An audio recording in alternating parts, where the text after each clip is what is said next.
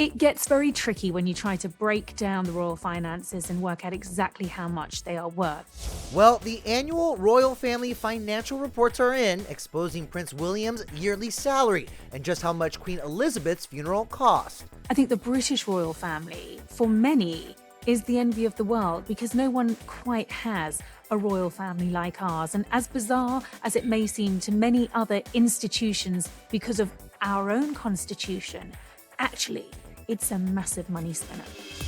According to the Duchy of Cornwall report, the Prince of Wales receives nearly £6 million a year, approximately $7.5 million.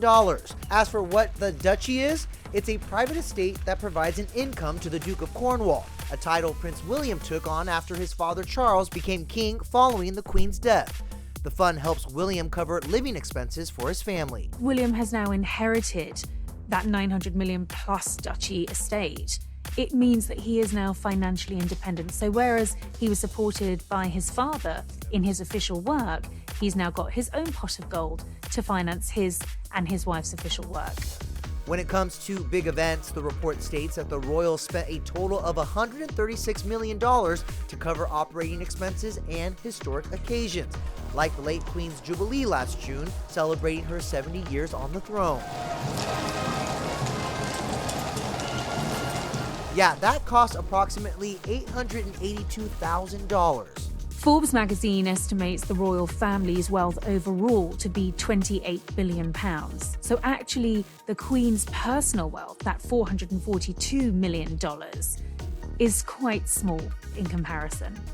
And when Elizabeth died that September, according to a report from the UK Treasury, the funeral cost an estimated £161.7 million, approximately $204 million. The sovereign grant was set up during the Queen's reign and has been a very efficient way of financing the royal family. Essentially, it's a deal between the government and the royal family.